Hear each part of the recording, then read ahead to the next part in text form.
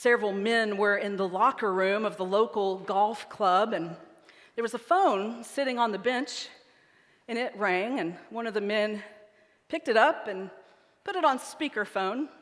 Everybody could hear the conversation, so the other guys in the locker room, kind of tuned in to see what was being said.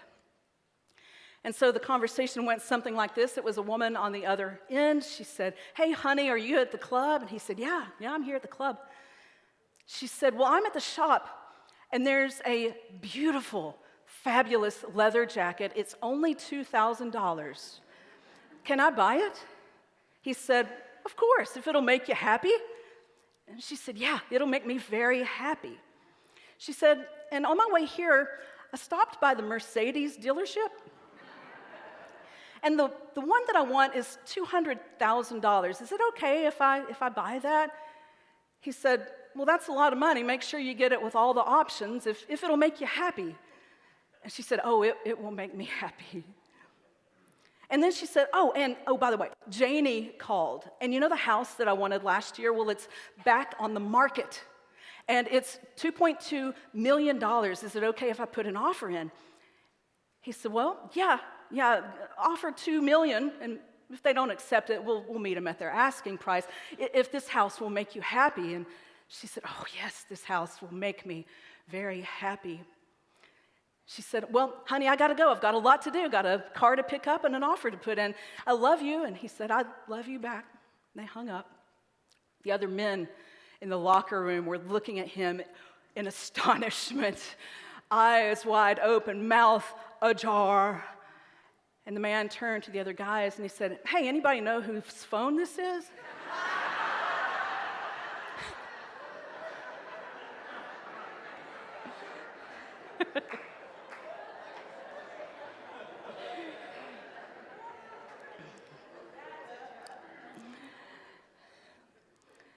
The refrain I want us to focus on was this: yeah, go ahead and get it if it will make you what? Happy. You guys are smart. I don't have to tell you that buying things doesn't really give us enduring joy, right? Oh, sure, retail therapy is a thing. I am familiar. But it's a short-lived elixir at best, isn't it? Things don't bring us happiness, and it certainly don't bring us joy. What I think we really need, instead of this short-lived fix that retail therapy can provide, is what I think of as an extended release version. You see, happiness is a fleeting emotion, a positive emotion, but yet a fleeting emotion. What we really need in days like this, when the world feels unmoored, is a sense of abiding and deep joy. And no leather coat or Mercedes or beautiful house on the water can bring us that.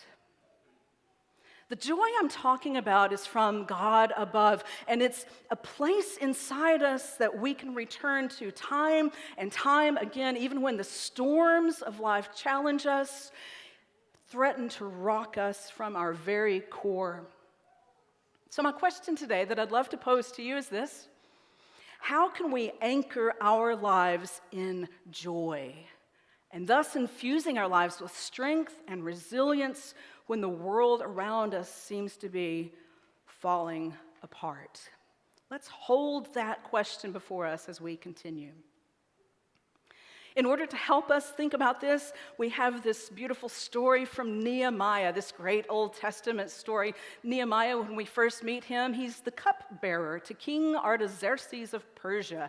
How did Nehemiah the Israelite become the cupbearer to the king? Well, about 140 years before Nehemiah's birth, the Babylonians came and completely decimated and conquered Jerusalem and Judah.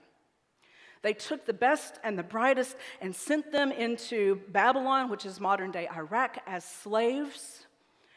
And they didn't treat the Israelites very well, but about 50 years later, the Persians conquered the Babylonians. And now Persia is in charge, and the king of Persia was so much nicer to the Israelites than the king of Babylon had been. And the king of Persia began allowing some of the Israelites to return to the homeland, to the decimated city of Jerusalem. And so, as some of them began to trickle back in waves, not all at once, some were left in Persia. And one of them was Nehemiah, who rose in stature to this very important position, almost as important as the mayor of Clearwater. He was the cupbearer to the king, which means that he would take a sip from the king's cup to make sure it hadn't been what? Poisoned, right? So he was very important in the kingdom. And one day Nehemiah heard about the state of the walls of the city of Jerusalem. That after nearly 200 years now, the walls of the city were still in a shambles, the gates decimated. And in ancient times, the city wall was really important for defense against all manner of enemy. And so Nehemiah writes that he began to weep and mourn, and he prayed for days and days and days. And then we read the part about where Nehemiah asked the king, "Can I go back to my ancestral homeland and lead them to build the wall?" The king granted him permission, and so he went.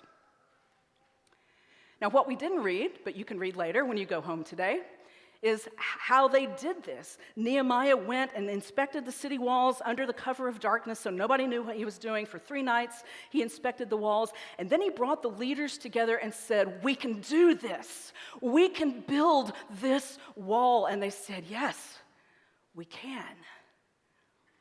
And everyone in the entire city of Jerusalem pitched in however they could to build that wall. And how long did it take them to build the wall according to chapter 6 and verse 15? 52 days. It took us a little longer to remodel our sanctuary. 52 days they accomplished this huge task. Then we skipped ahead to chapter 8, where they are now celebrating the completion of the walls of Jerusalem. And Ezra, the prophet, stood before them on a box like I have to have now and began to read from the Torah. And the people wept. It had been almost 200 years since they had city walls. And Nehemiah and Ezra and the other leaders stood before them in chapter 8, verse 10, saying this: "This day is holy to the Lord. Do not be grieved, for the joy of the Lord is your strength." Ezra and Nehemiah were calling upon the wisdom of Solomon before them. Solomon, who wrote these beautiful words that you probably know: "There is a time for everything and a season for every purpose under heavens." Verse 4, a time to weep and a time to laugh. A time to mourn and a time to dance. They had had their 200 years of weeping.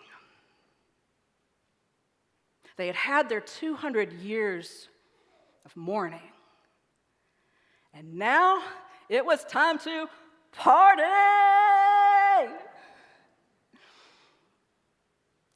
The leaders were giving them permission to celebrate, but they had to be reminded, now it's time. The joy of the Lord is your strength. And my dear friends, it is true for us here today as well. I probably don't have to remind you that it's been a difficult season for our community. I probably don't have to remind you of the waters that came and destroyed homes and businesses and even infiltrated this very sanctuary. I don't have to tell you that it's been a difficult time here. And in the middle, or near the end after the storm, our construction project began to get underway, and our brilliant architect said, "We're going to have to rip out the ceiling." And we were all like, "Great idea," which really was, because we had to get up there and fix rafters. We had to lay HVAC pipes, stuff. We had to do something with electric up there. All kinds of things had to happen up there. It made the most sense. But the day that the ceiling was ripped out, I walked through those doors and I looked up, and it was devastating to see our sanctuary in such disrepair. And the only thing that kept me from hanging my head in shame and leaving town was the vision. The vision set before us of a day, today, where we could come together in our beautifully remodeled and restored sanctuary with our rafters repaired, with our new HVAC, with our new stained glass windows as well as the completely refurbished old stained glass windows, with a beautifully restored pipe organ, with pews that have been refinished, with new flooring to replace the carpet that made the place smell like your grandmother's house. Our beautiful sanctuary furniture, our chancel furniture, and just this week, I got to sit in that pew, Gary, where you're sitting right there, and I got to watch them hang this cross. The reason for it all. The cross of Christ and Christ crucified. It's the story that we will tell for generations to come. It's the story that's been shared with us, and now we get to be that same beacon of light, shining the truth of the cross to the community for the decades to come. I got a little teary-eyed sitting there watching it go up. You see, it touched a place not of sadness in me, but of deep and resounding joy. You remember that place I was telling you about? The place inside us that we can return to time and again, even when the storms of change and challenge rock us to our very core. And so today, like the people of Israel, we gather to celebrate the rebuilding of something important to us. And it required each of us to participate in one way or another. Some of us planned and led. Some of us gave sacrificially. Some of us prayed. Some of us encouraged. Some of us showed up when we had to sit on folding chairs in Chapel Hall. And now I get to stand before you a little bit like Ezra and Nehemiah, reminding you that the season of weeping and mourning is behind us. And today is a holy day to the Lord your God. The joy of the Lord is your strength. Can I get an amen? Amen. Yes, it's been a difficult season here on Clearwater Beach. And on top of that, everybody I know is facing personal struggles of some kind or another. And so to speak of joy does not diminish the fact that life can be so hard. It does not diminish it, but we can hold both truths at the same time, that life can be hard and we can find joy in the midst of struggle at the same time. How do we do this? I'm so glad you asked. The question, remember, is how do we anchor our lives in joy, thus infusing our lives with strength and resilience even when the world around us seems like it's falling apart? I'm going to give you two very simple, evidence-based ways that you can bring some more joy in your life. Number one, choose joy daily. Choose joy. It's as simple as asking yourself, what's making me happy today?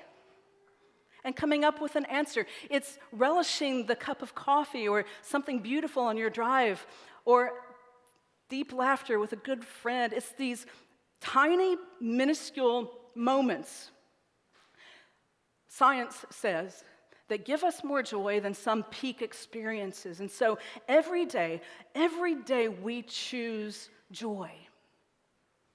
That's practice number one. Practice number two is like it. Every week, we schedule joy weekly.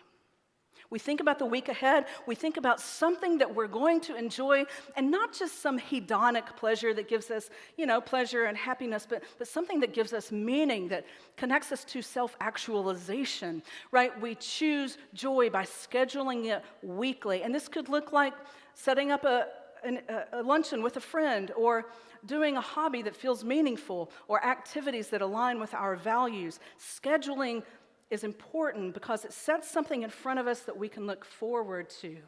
And these are two very simple practices that we can do. It's a simple rhythm of joy that can anchor us in joy when the world feels like it's falling apart.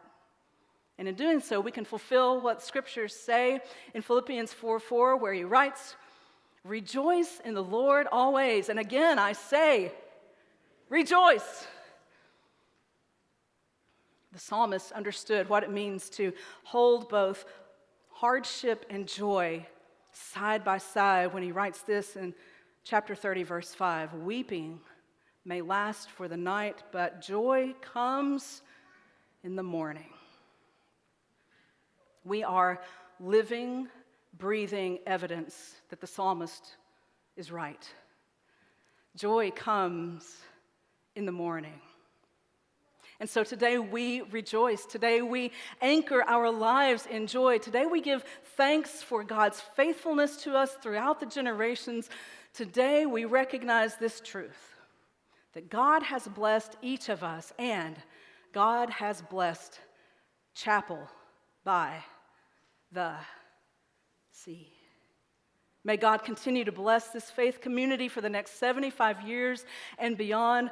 Well done, thy good and faithful servants. Well done, Chapel by the Sea.